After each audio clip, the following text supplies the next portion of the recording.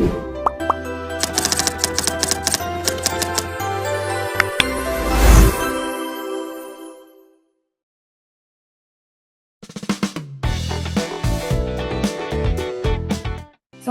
warahmatullahi wabarakatuh. Selamat pagi, siang, sore, malam, Ibu. Kami dari kelompok 7 ingin mempresentasikan analisis report PT Unilever Indonesia Tbk. Sebelum masuk ke analisisnya, kami ingin memperkenalkan diri terlebih dahulu. Saya Kania Villa Arvita. Saya Mutiara Ratu Mulkis. Saya Dian Lintang. Saya Ikhlas Teguh Firdaus. Saya Muhammad Afarar Fazi Mubarak. Oke, baik. Bisa di slide. Nah, jadi di sini mulai dari latar belakang PT Unilever Indonesia Tbk dulu. Nah, analisis laporan keuangan penting dilakukan untuk melihat bagaimana sebuah perusahaan menjaga kinerja, mulai dari kemampuan menghasilkan laba, mengelola aset, hingga mempertahankan stabilitas operasional.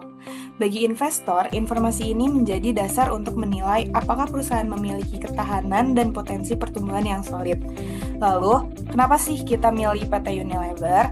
Karena PT ini merupakan salah satu pemain terbesar di industri FMCG Indonesia dengan reputasi kuat dan laporan keuangan yang konsisten serta transparan. Dengan meninjau kinerja Unilever selama 2022 sampai 2024, kita dapat melihat arah perkembangan perusahaan dan menilai apakah Unilever tetap menjadi peluang investasi yang menarik di tengah dinamika pasar saat ini. Boleh di next? Lalu, tujuannya itu untuk menilai kinerja keuangan Unilever dari tahun 2022 sampai 2024. Lalu yang kedua ada membandingkan rasio likuiditas, solvabilitas, aktivitas, dan profitabilitas. Yang ketiga, memberikan gambaran objektif posisi keuangan perusahaan. Yang keempat, mendukung keputusan investasi. Lalu yang terakhir ada mengidentifikasi kekuatan dan kelemahan keuangan perusahaan. Boleh dilanjut oleh rekan saya. Di sini ada gambaran umum perusahaan. Jadi PT Unilever Indonesia Tbk adalah salah satu perusahaan FMCG terbesar di Indonesia. Perusahaan ini beroperasi di dua segmen utama, yaitu Home and Personal Care serta Foods and Refreshment.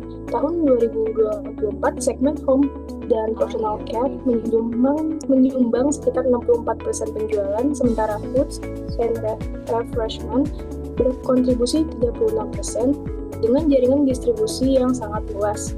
Produk Unilever dapat dijumpai hampir di seluruh wilayah Indonesia. Selain itu, struktur kepemilikannya didominasi oleh Unilever Indonesia Holding (BF) sebesar 85%. Untuk ringkasan kinerja keuangan dari 2022 sampai 2024, tren Unilever dalam 3 tahun terakhir menunjukkan penurunan. Penjualan bersih turun dari 41,2 triliun pada tahun 2022 menjadi 38,6 triliun di tahun 2023 dan kembali turun menjadi 35,1 triliun pada tahun 2024. Kondisi yang sama juga terlihat pada laba operasi yang menurun dari 7,07 triliun di 2022 menjadi 4,41 triliun di tahun 2024. Penurunan ini terutama dipengaruhi oleh tekanan pasar dan perubahan pola konsumsi. Di posisi keuangan 2024, jika kita lihat posisi keuangan tahun 2024, total aset Unilever berada di angka 16,0 triliun, sementara itu total liabilitas mencapai 13,9 triliun dan ekuitas sebesar 2,1 triliun. Angka-angka inilah yang nantinya menjadi dasar perhitungan rasio keuangan pada bagian analisis. Bisa di next, ini ada data summary-nya dari tahun 2022 sampai 2024. Selanjutnya dijelaskan oleh rekan saya. Oke, sebelumnya kita sudah melihat data laporan keuangan PT Unilever Indonesia Tbk untuk periode 2022 sampai 2024. Nah, pada bagian ini saya akan menjelaskan hasil analisis rasio keuangan untuk melihat kondisi likuiditas, struktur modal, efisiensi aset, dan profitabilitas perusahaan. Yang pertama itu kita lihat dari sisi likuiditas. Current rasio Unilever itu menunjukkan tren penurunan dari yang awalnya 0,61 pada tahun 2022 menjadi 0,55 pada tahun 2023 dan menurun lagi ke 0,45 pada tahun 2024. Karena nilainya berada di bawah angka 1, hasil ini menunjukkan bahwa aset lancar belum cukup untuk menutupi kewajiban lancar. Artinya, kemampuan perusahaan dalam memenuhi kewajiban jangka pendek semakin melemah. Lalu untuk quick ratio atau asset test ratio itu juga mengalami penurunan yang sama dari yang awalnya 0,4 menjadi 0,33 dan kemudian 0,23. Ini angka pembulatan dari hasil yang ada di slide. Penurunan ini semakin memperkuat indikasi bahwa kondisi likuiditas Unilever dalam 3 tahun terakhir sedang mengalami tekanan. Namun, ada sisi positif yang dapat dicatat, yaitu average collection period menurun cukup signifikan dari yang awalnya 34 hari menjadi 22 hari dan turun lagi ke 19 hari pada tahun 2024. Artinya, Unilever semakin cepat dalam menagih piutang pelanggan. Hal ini selaras dengan peningkatan akun receivable turnover yang menunjukkan bahwa perputaran piutang perusahaan semakin baik.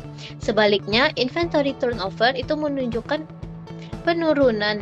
Ini berarti pergerakan persediaan menjadi lebih lambat dan berpotensi menimbulkan penumpukan stok. Selanjutnya, slide berikutnya. Kapital struktur rasio. Debt rasio Unilever itu meningkat cukup tajam dari 0,73 menjadi 0,86 di 2023 dan sedikit naik ke 0,87 pada 2024. Kenaikan ini menunjukkan bahwa perusahaan semakin bergantung pada pendanaan berbasis hutang. Meskipun begitu, time interest earned masih berada di level yang tinggi, yaitu 82 kali pada tahun 2022, 59 kali pada 2023 dan 53 kali pada 2024.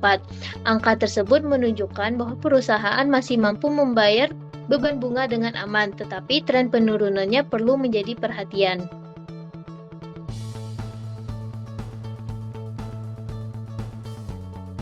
Oke, selanjutnya saya akan menjelaskan di bagian aset manajemen efisiensi ratio. Pada rasio efisiensi aset ini, total aset turnover itu bisa dilihat trennya itu sempat meningkat sedikit di tahun 2023, namun nurun kembali di tahun 2024. Di tahun 2022 itu total aset turnovernya itu sebesar 2,2, lalu di tahun 2023 itu 2,3, lalu di tahun 2024 menjadi 2,1 kembali, jadi penurunan lagi. Lalu lanjut ke fixed asset turnover-nya di sini di tahun 2022 itu sebesar 3,8, lalu di tahun 2023 sebesar 3,6, lalu di tahun 2024 itu sebesar 3,2. Jadi di fixed asset turnover ini juga menurun secara konsisten dari tahun ke tahun, dan penurunan ini bisa diindikasikan bahwa belum optimal dan ada kemungkinan kapasitas produksi itu tidak dapat dimanfaatkan sepenuhnya. Boleh lanjut. Lalu di sini ada rasio profitabilitas.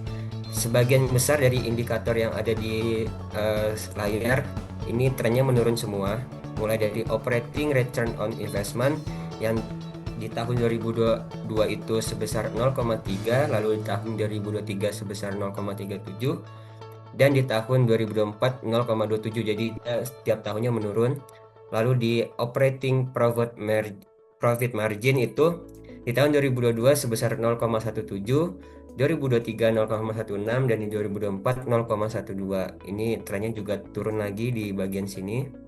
Lalu di bagian net profit margin di tahun 2022 itu sebesar 0,13, di tahun 2023 itu sebesar 0,12, di tahun 2024 0,09. Nah, tapi yang menariknya di sini ada di return on equity, karena di sini trennya malah meningkat.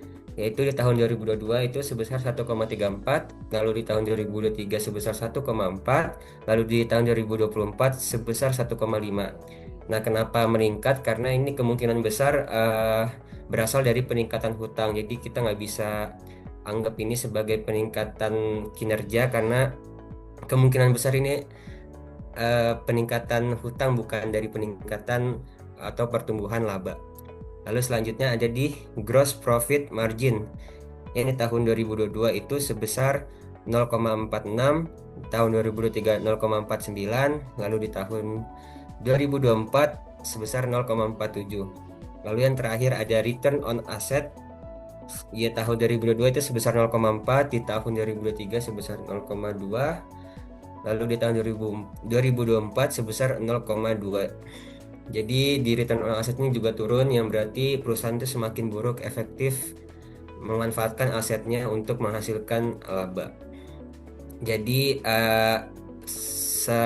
kesimpulan dari hasil semua rasio tadi menunjukkan bahwa PT Unilever itu sedang mengalami tekanan terutama dari sisi likuiditas, profitabilitas, dan efisiensi aset. Selain itu juga ketergantungan perusahaan terhadap utang juga meningkat sehingga risiko finansialnya bertambah.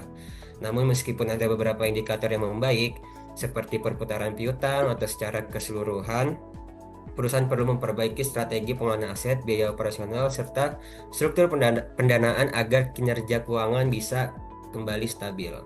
Lalu selanjutnya ada kesimpulan dari keseluruhan analisis kita yang akan dijelaskan oleh rekan saya. Lalu ada pun beberapa hal yang dapat kami simpulkan berdasarkan data dan hasil perhitungan yang telah kami lakukan, yaitu kinerja keuangan PT Unilever Indonesia Tbk periode 2022 sampai 2024 menunjukkan adanya tren penurunan.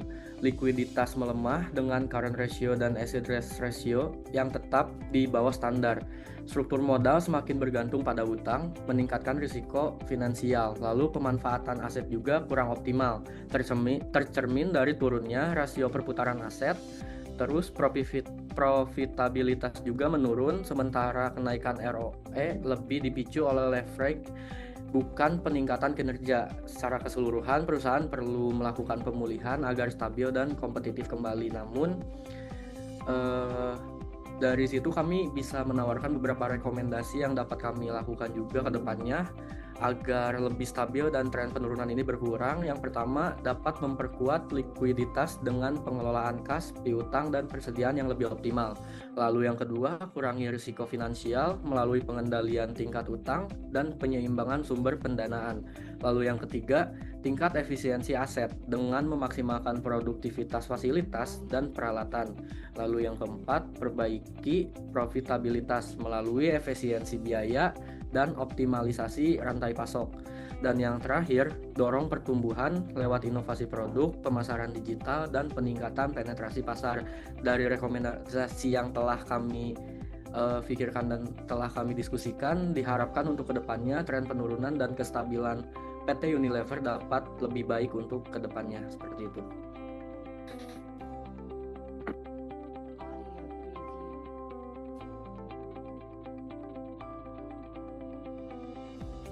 Baik, demikian hasil analisis kinerja keuangan PT Unilever Indonesia periode 2022 sampai 2024. Terima kasih atas perhatian dan waktunya.